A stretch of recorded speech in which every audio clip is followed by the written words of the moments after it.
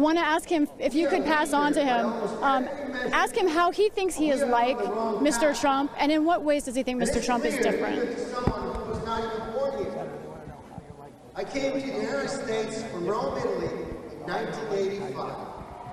Right. Well, I like Donald Trump because he's a strong leader, and he is someone who can work with Congress. If you can't work with Congress, you can't get anything done. And I don't know, there are a lot of similarities between my days in the Senate and what Donald is proposing. And just one more question. Is this a divided party, and what does it need? It means we got to get them back together. And I think the indication tonight is that, you know, a lot of the people are uncertain when they picked Governor Pence.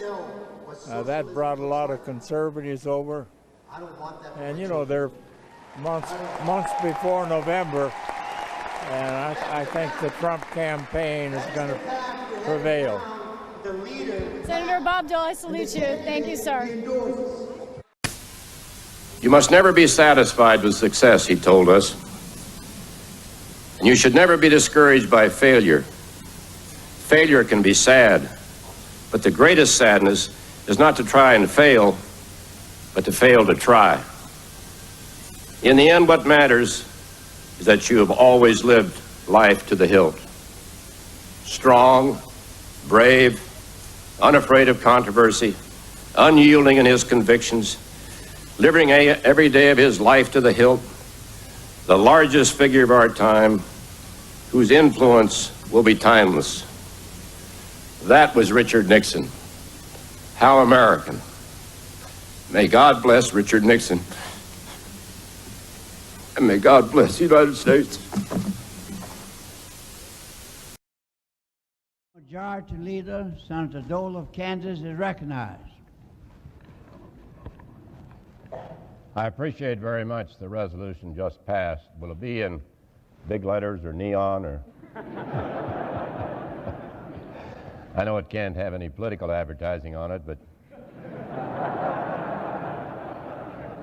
just to have the name out there in lights the next few months might be helpful.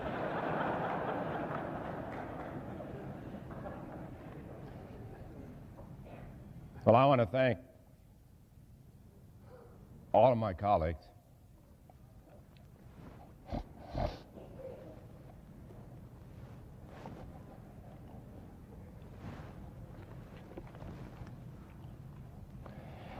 and I want to go back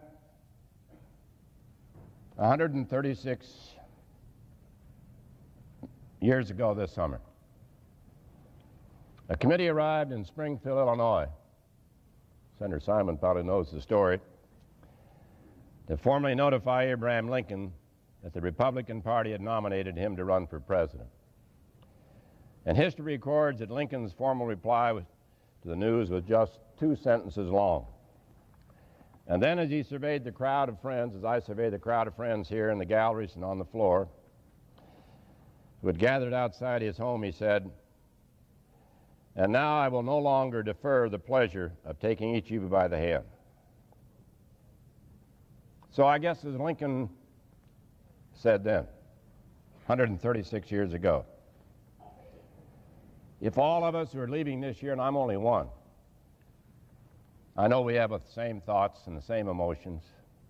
If we could all go out and shake hands of all the people who are responsible for us being here, it would take a long, long time. You begin with your family.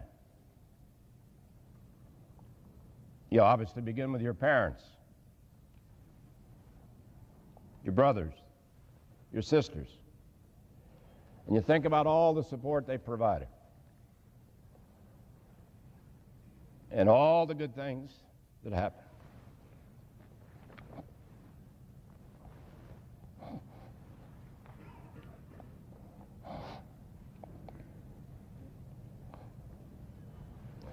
And you think about the Senate.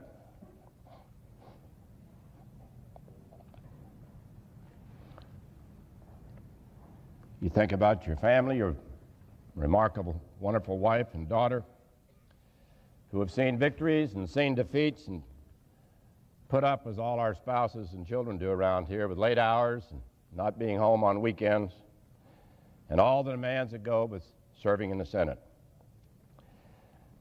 So I'm very honored to have my wife Elizabeth and my daughter Robin in the gallery today. Thank you very much.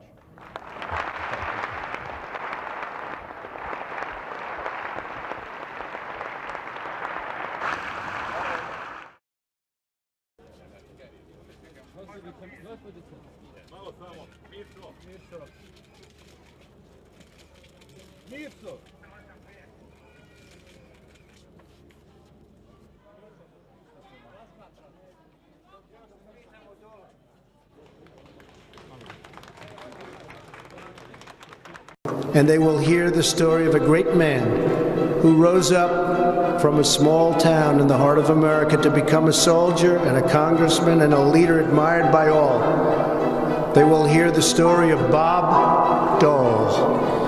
And in hearing that story, they will truly learn what it means to be a great American. Bob, that is the legacy you have left our nation, and it will outlive us all. You're a friend, you are a patriot, a hero, a leader, and today you have become a recipient of the Congressional Gold Medal. It's an honor to be with you, Bob. Thank you for your service. Thank you very much. About the time I reached him, I felt this sting in my right shoulder. I don't remember much after that. I was paralyzed from the neck down. I lost a kidney. I'd had a pulmonary embolism. I was this big 190-pound, tough guy, and I had a lot of other problems in the hospital, lost about 70 pounds. Now, I was in the hospital 39 months, so most of my service was after the war ended.